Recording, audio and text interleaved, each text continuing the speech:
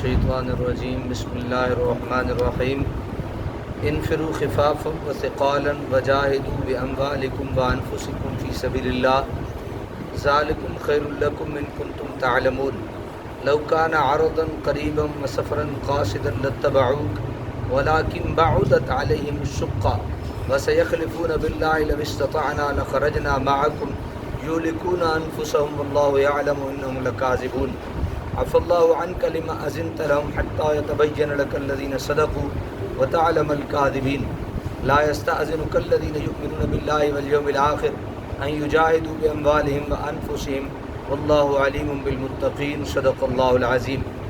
آیت نمبر 40 سے لے کر آیت نمبر 44 تک سورہ توبہ ہے، پارہ 10 ہے، سماعت کریں گے۔ انفروا خفافا وثقالا، جہاد کے لیے نکلو ہر حال میں، ہلکے ہو یا بوجھل، ہلکے ہو یا بوجھل۔ خفاف کا واحد خفیف ہے اور ثقال کا واحد ثقیل ہے، ترکیب میں یہ حال ہے۔ مطلب یہ ہے کہ خواہ تم کسی حالت میں ہو، جب جہاد کا اعلان عام ہو جائے پھر دنیا کا کوئی بندھن، کوئی مجبوری، کوئی عذر تمہیں میدان جہاد کا رخ کرنے سے باز نہ رکھے۔ خواہ تم جوان ہو یا بوڑھے، فقیر ہو یا امیر، سوار ہو یا پیادے، تندرست ہو یا بیمار، تنہا ہو یا عیالدار، ہر حالت میں دعوت جہاد پر لبیک کہتے ہوئے رزم گاہ حق و باطل میں شریک ہو جاؤ۔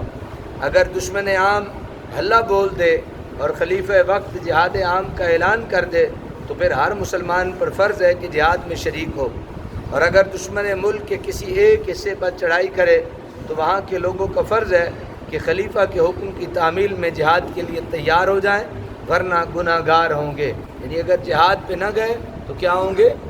گناہ گار ہوں گے۔ وجاہدوا باموالکم وانفسکم، جہاد کرو اپنے مالوں اور اپنی جانوں سے، فی سبیل اللہ، اللہ کی راہ میں، ذالکم خیر لکم ان کنتم تعلمون، یہ بہتر ہے تمہارے لیے اگر تم اپنا نفع نقصان جانتے ہو۔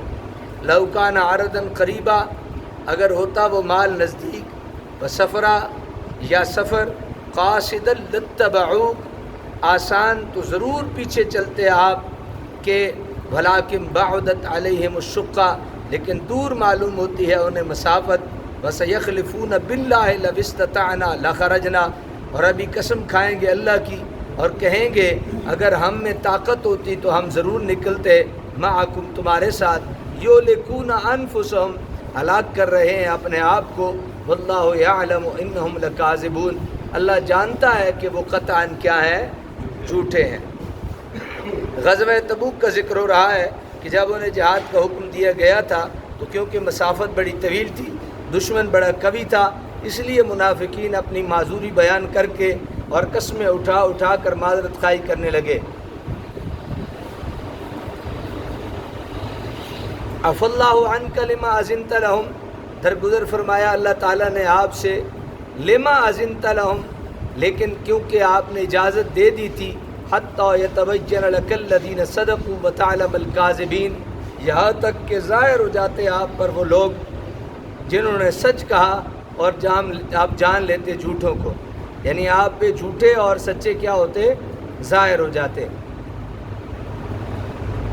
منافقین بارگاہ رسالت میں حاضر ہوتے اور جہاد میں شرکت نہ کرنے کے لیے عذر بیان کرتے۔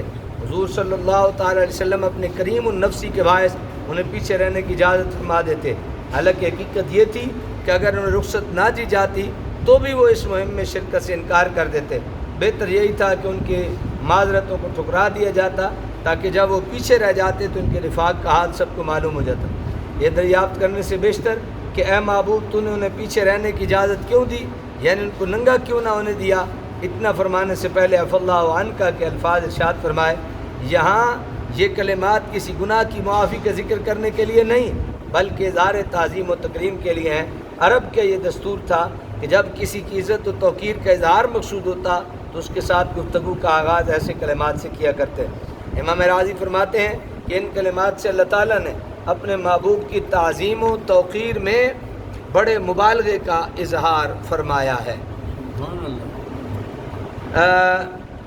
لا یستأذنک الذین یؤمنون باللہ والیوم الآخر، نہ اجازت مانگے گے آپ سے جو ایمان لاتے ہیں اللہ پر اور روز قیامت پر، ان یجاہدوا باموالہم، کہ نہ جہاد کریں اپنے مالوں اور اپنی جانوں سے.